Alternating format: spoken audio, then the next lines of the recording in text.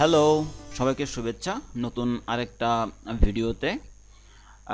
গত ক্লাসে আমরা শিখেছিলাম যে কিভাবে বুটস্ট্র্যাপের মেনুকে ওয়ার্ডপ্রেসে কনভার্ট করা যায়, কাস্টম মেনু অ্যাড করা এবং হ্যাঁ এগুলোই আর কি, কাস্টম মেনু অ্যাড করা, মাল্টিপল মেনু অ্যাড করা, এটা শিখেছিলাম।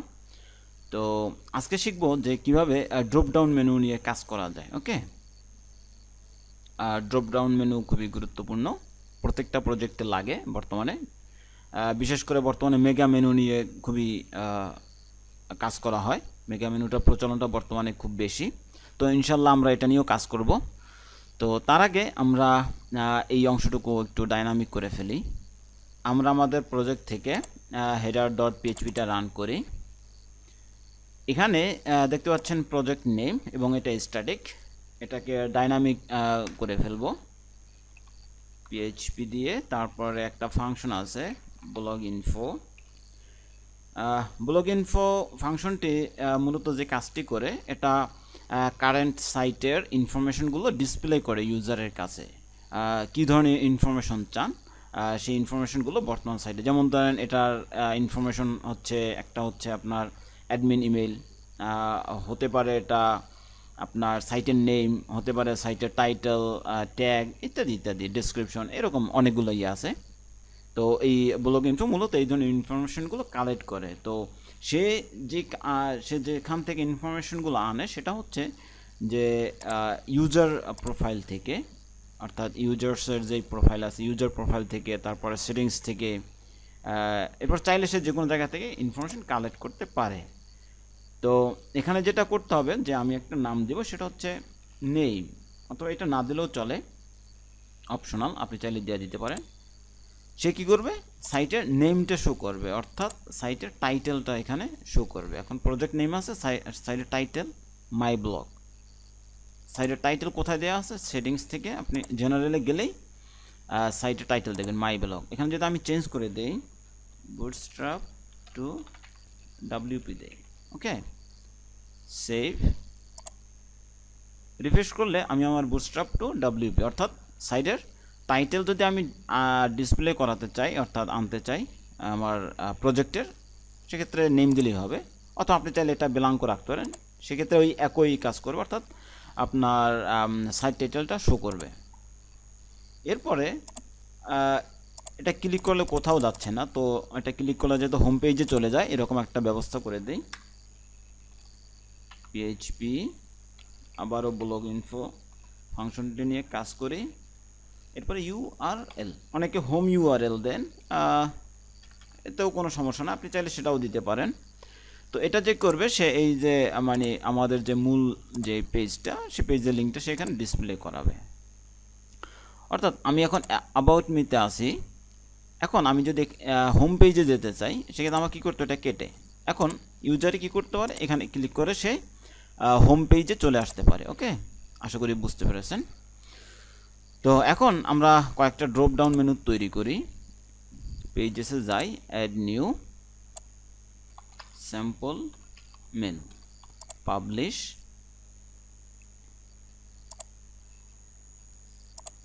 প্যারেন্ট থেকে আমি স্যাম্পল মেনু দেই। ওকে, এটাও প্যারেন্ট থেকে স্যাম্পল মেনু দেই।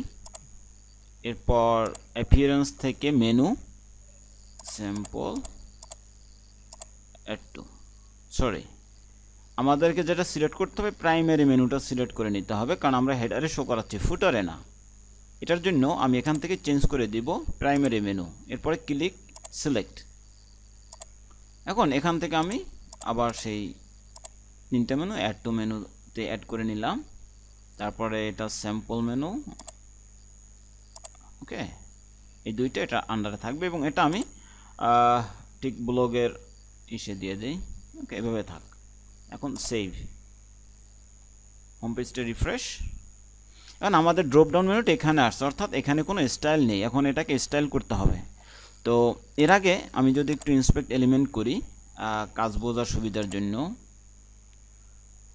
এখানে দেখবেন যে আমার শুধুমাত্র ড্রপ ডাউন মেনুর জন্য এখানে একটা ক্লাস অ্যাড হয়েছে, সাব মেনু।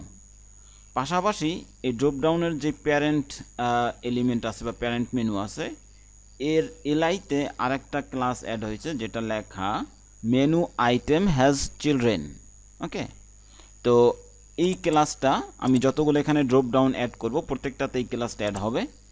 যদি বিশেষ কোনো স্টাইলের প্রয়োজন হয় আমরা এগুলো ইউজ করতে পারি। তো এই মুহূর্তে আমি সাব মেনুটাকে ইউজ করতে পারি। ওকে, স্টাইলের জন্য সিএসএস মেইন, এখানে একটা কমেন্টস করি স্টাইল মেনুস সাব মেনু। প্রথমে যেটা করতে হবে যে আমি যদি দেখি এখানে একটা প্যাডিং আছে অনেক বেশি, প্যাডিংটা কমিয়ে আনতে পারি। তারপরে এলআইতে আপনার হোভার করলে একটা আন্ডার লাইন চলে আসতেছে, তারপরে এখানে লিস্ট স্টাইল আসে, এগুলো রিমুভ করতে পারি। ওকে, তো সাব মেনুতে আমি প্যাডিং লেফট দেই 12 পিক্সেল, তারপর এটা দিয়ে আমি এলআই লিস্ট স্টাইল নান, লিস্ট স্টাইল নান। তারপর এলআইতে আমি চাইলে একটু প্যাডিংও দিয়ে দিতে পারি, প্যাডিং দিলাম 10 পিক্সেল অথবা মার্জিন, আচ্ছা মার্জিন বটমই দেই 10 পিক্সেল। আমি এটাকে সেভ করলাম, তারপরে পেজ রিফ্রেশ, একটু লাইনে আসছে, তো আমি প্যাডিংটা আরও একটু বাড়িয়ে দিই 15 পিক্সেল দিই, এখানে 18 দেই। ওকে, তারপর এলআইএ কালার দেই 999, তারপর ফন্ট সাইজ দিতে পারি, অর্থাৎ নর্মাল মেনুর মতো আমরা এখানে কাজ করতে পারি। তো হোভার করলে যাতে কিছু একটা দেখা যায়, হোভার কালার দিলাম সাদা। এই জিনিসগুলো ফটোশপে কালার কোডগুলো ফটোশপে বা W3 স্কুলসে অথবা কালার কোড লিখে গুগলে সার্চ করলেও এগুলো আপনারা পেয়ে যাবেন। আর যদি কেউ আর একটা কোড এডিটর আছে আপনার অ্যাটমে, ওইটা দেখা যায়, ঠিক মনে পড়ছে না। আর একটা অ্যাডোবির হচ্ছে ব্র্যাকেটে আপনি এইভাবে কালার কোড দেখতে পারবেন, চেঞ্জ করতে পারবেন মাল্টিপল কালার। ব্র্যাকেট ইউজ করলে আপনার এই কালার কোড নিয়ে ভাবতে হবে না, খুব সহজ আর কি ব্র্যাকেটে কাজ করা। তো যাই হোক, আমরা মোটামুটি এটা করলাম। তো এখন রিফ্রেশ দিয়ে একটু দেখি। ওকে, আপনার টেক্সট ডেকোরেশন নান করে দেই, টেক্সট ডেকোরেশন নান। সেক্ষেত্রে হোভার করলে এখানে এখন যেমন একটা আন্ডারলাইন চলে আসতেছে, তখন হোভার করলে এটা আর চলে আসবে না। ওকে, এখন আর চলে আসতেছে না। তো আমি যদি এখানে ক্লিক করি সেক্ষেত্রে যাতে এই প্যারেন্ট মেনুটা সিলেক্ট থাকে। ওকে, এটা কাজ করব। তো এর জন্য আমি একটা কাজ করতে পারি, কারেন্ট পেজ, আচ্ছা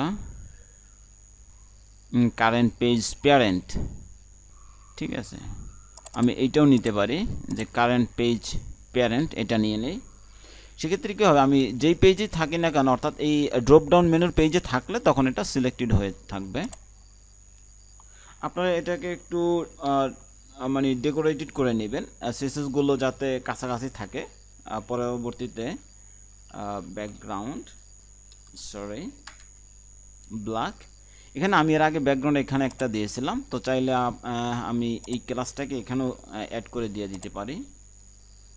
ঠিক এখানে একটা কমা দিয়ে, তাহলে আমার বেশি একটা সিএসএস লিখতে হবে না, খুব সহজেই আমরা অর্থাৎ কম সিএসএস লিখে কাজ করতে পারবো। ঠিক আছে, তো এখন এটা একটা উইডথ দেই। আচ্ছা, সাব মেনু, এখানে আমি একটা উইডথ দিতে পারি 250 পিক্সেল দেই, অথবা এটা মিনিমাম উইডথ এটাও লিখে দিতে পারি। ঠিক আছে, ওকে। এখন এটা যাতে হোভার করলে দেখা যায়। ঠিক আছে, এখন তো পুরো মেনুটাই দেখা যায়, কিন্তু হোভার করলে যাতে দেখা যায় এরকম কাজ করব। এটার জন্য ছোট্ট একটা মিডিয়া কোয়েরি নেই, মিডিয়া, তারপরে মিনিমাম উইডথ দেই 768 পিক্সেল। ওকে, এখন এখানে আমি যেটা করতে পারি যে সাব মেনুটা কল করতে পারি। আপনারা চাইলে যদি এই সিএসএস ক্লাসটা অ্যাড করার পরেও কাজ না করে ইনডেন্ট করে দিতে পারেন, যেমন নেভবার এরকম একটা ক্লাস এই শুরুতে অ্যাড করে দিতে পারেন। দেখি এটা কাজ করে কিনা।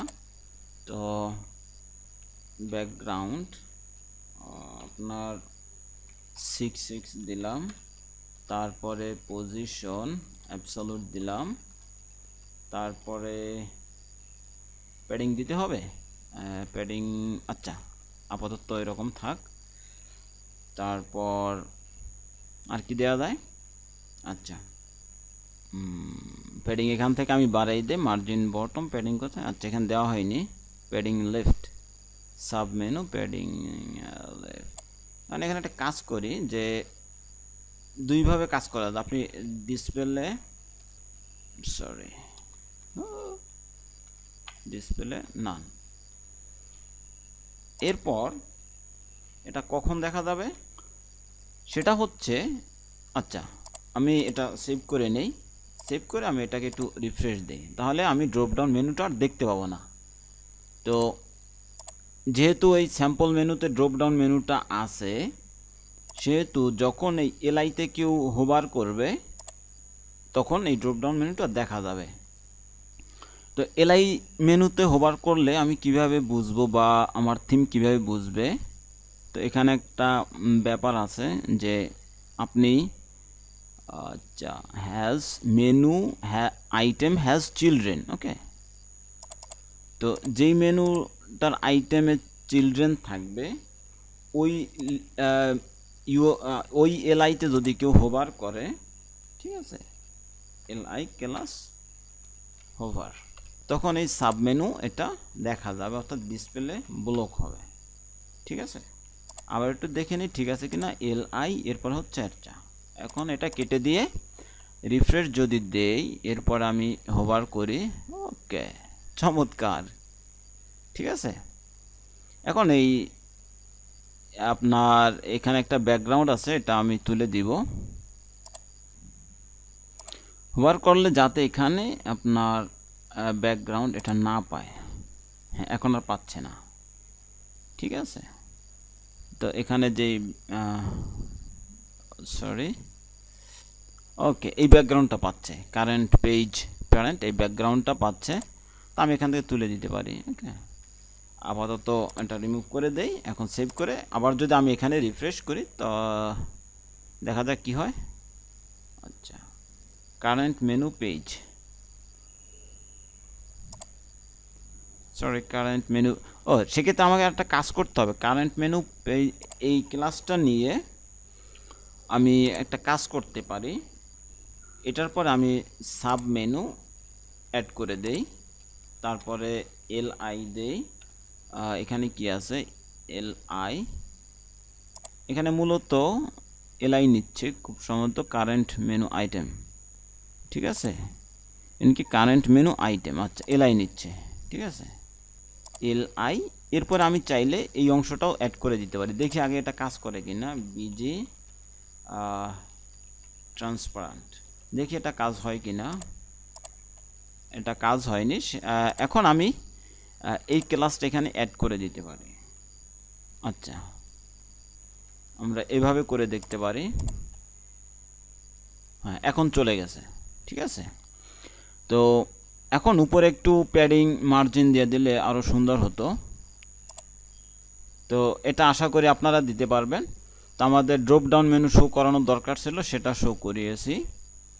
এখন আপনি চাইলে একাধিক মেনু এভাবে বানাতে পারেন, কোনো সমস্যা নেই। আবার আপনি যদি ব্রাউজার মোবাইল ব্রাউজার হয়, মোবাইলে ব্রাউজ করেন, সেক্ষেত্রে আপনি এখানে দেখতে পাবেন। এখানে আবার এটা ডিজাইনটা চলে গেছে। তো এর জন্য এখানে যে অবস্থাটা, অর্থাৎ সাব মেনু যাওয়ার তো মানে নেই। আচ্ছা, এগুলো আপনারা আশা করি স্টাইল করতে পারবেন, যেহেতু আমরা মূল বিষয়টা দেখেছি। ঠিক আছে, ইউএল সাবমেনু। আচ্ছা, যেহেতু আমরা মূল বিষয়টা দেখেছি, তো আশা করি আপনারা এটা নিয়ে কাজ করতে পারবেন, এটা স্টাইল করতে পারবেন। তো আজকে তাহলে এই পর্যন্তই, যে আজকে আমরা শুধুমাত্র ড্রপ ডাউন বানানো শিখলাম ওয়ার্ডপ্রেস মেনু, অর্থাৎ বুটস্ট্র্যাপ মেনু ইউজ করে ওয়ার্ডপ্রেসে ডাইনামিকলি কীভাবে বানানো যায় সেটা আমরা আজকে শিখলাম। তো আশা করি আপনাদের ভালো লাগবে। ভালো লাগলে অবশ্যই শেয়ার করবেন, সাবস্ক্রাইব করবেন, লাইক দিবেন। সবাইকে ধন্যবাদ, সবাই ভালো থাকবেন।